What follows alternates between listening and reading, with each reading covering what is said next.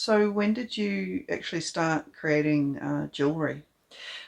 So it's a sort of a bit of a life story, really. It wasn't. I've always been really good with my hands and always done stuff, and always been kind of like creative. My mother's incredibly artistic, um, and I suppose that through my life, I've put creativity to work in different arenas like retail and stuff like that. And I always basically drive my own bus, so I'm my own kind of person, I'm just a bit like that. It's probably unemployable, and probably no one would want to work with me because I'm just that unit. And so, because we're bicultural, so we've lived half our lives in Portugal and half in New Zealand, so we bilingual, bicultural, dual citizenship, the whole thing. So on one of our sojourns back to Portugal to live, because we've been bouncing between the two countries our whole lives, it came, there was a need to create an income, to do something. And so initially our family, our Portuguese family, were fabulous, and they were able to give me a job, but I'm vegetarian, and they run a um, a barbecue chicken restaurant. So that was a very short span and very complicated for me. But I needed to do something, so I thought, what will I do? I know, I'll make stuff and I'll sell it on the beachfront. That was my go-to. And so initially my way forward with that was to create fabulous sculptures and platters and things like that in paper mache, because it was all about using product that I didn't have to buy. So I needed to use recycled and available cartons and cardboard out of the bins and things like that, which I would go and get, shameless, but I would go and do it. And I created these forms, these beautiful platters and dishes and things like that. And then I wanted to create a coating for them. So we went to a particular beach on the Algarve, which has this magnificent kind of quartz sand. So the sand is made up of tiny pebbles of quartz and interesting stones and things, but like coarse sand. So I collected a whole lot of that, and then fine-tuned I suppose you'd call it a kind of aggregate coating, developed a recipe for it, and then coated the paper mache. And it ended up being this huge success. It was so beautiful. People were inspired and awe-inspired, and it was all wondrous and fantastic. Only thing being that my clientele was mostly foreigners on holiday, who wanted to take pieces back, but they were heavy pieces because they were stone, and the resistance was there. So there was no resistance to the product, there was no resistance to the price, there was the resistance to carrying weight back on those kind of budget flights back to the UK or back to parts of Europe. So that became a sort of a moment of realization, like, okay, we need to do a little bit of a and a girlfriend and I decided, look, she was all about jewellery, and she was all about having done courses and knowing this, knowing that. She's a fabulous person. And I was all about, I haven't got a clue, I don't even know what you're talking about, but I'll give it a go. And so that's how it started. And I tell you something, it was an incredible process.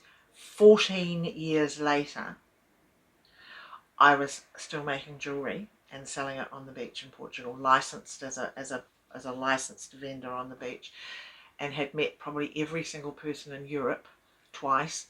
Lives, the laughter, the tears, all of it.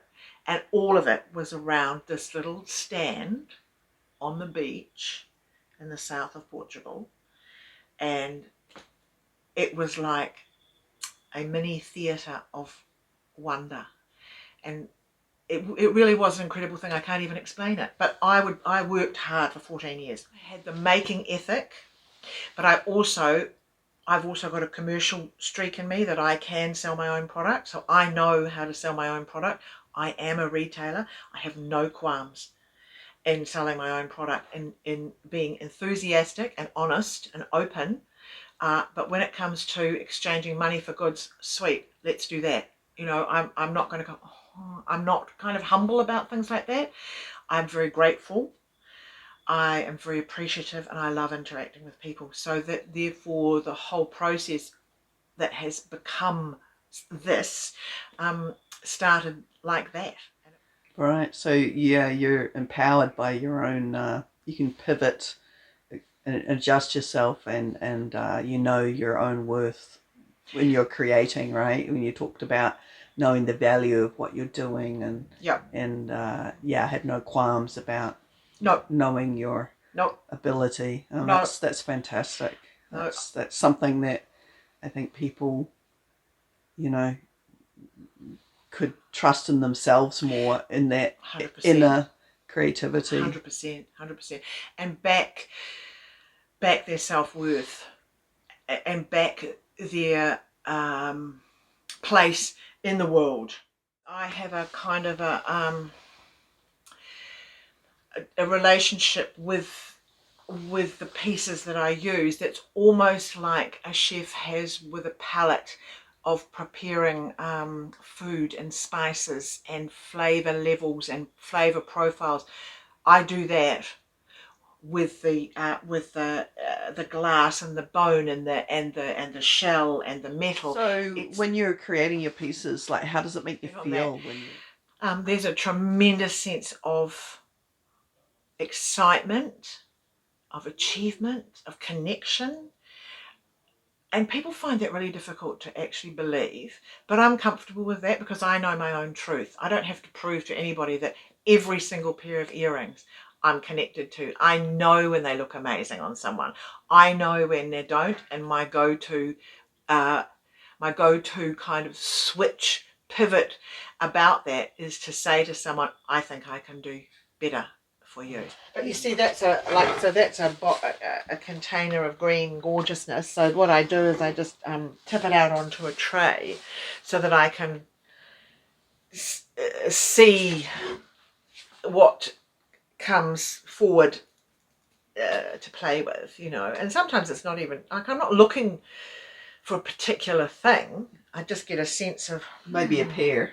well, yeah, if you're lucky. But like things like, you know, like a pendant to start a necklace. You know, look at that gorgeousness there. I wasn't looking for those three pieces, but there they are. Yeah, I could work with that. This is a necklace in progress, which I sort of got interrupted with the other day, and so didn't finish, but will. But you know, that's got a lot of, I find that got a lot of yumminess about it. And it's really eclectic, and it'll carry on a little bit further before it's finished. What kind of tools do you use when you're creating? Oh, so there's things like, so that's my tiger tail cutter. So tiger tail is the wire, the jewellery wire. So it's 7 strands of stainless steel in a tube of nylon.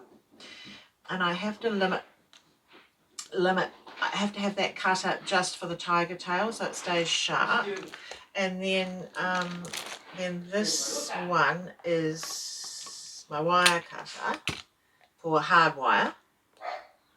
So it's the same kind of thing, but because it cuts hard wire, it blunts really quickly. It'll still cut hard wire, but it won't cut tiger tail.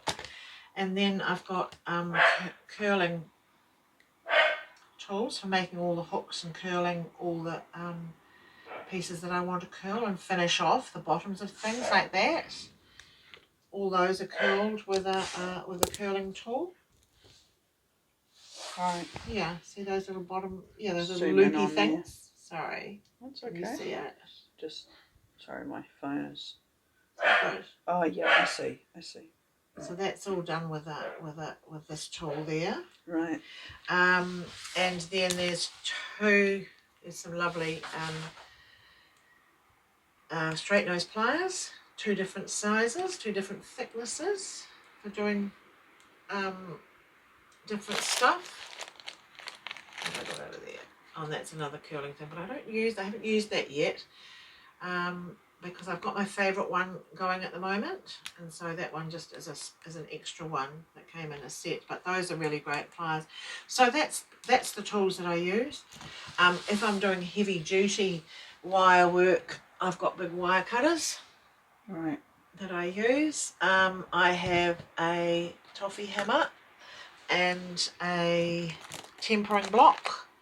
It's a solid steel tempering block. So when you want to temper something, you put the metal there and you just bang it, and it tempers it. The shock of it tempers it, makes it go really hard.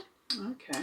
I do a lot of spiral work with metal, and then I beat it all out flat. So that's what happens there. So it keeps its form. Yeah. Very useful. That I couldn't live without it. It's fantastic. I use it. What have you learned about yourself through this sort of, I mean, two decades, you say, you've been making jewellery? Like, it just is, it's a process of discovery. But I've learned to trust when something is right, when something is lovely and delicious and wonderful, it's the end. I've learned that. It's the end. It's a work of art Yeah, in itself. finish now. That's it.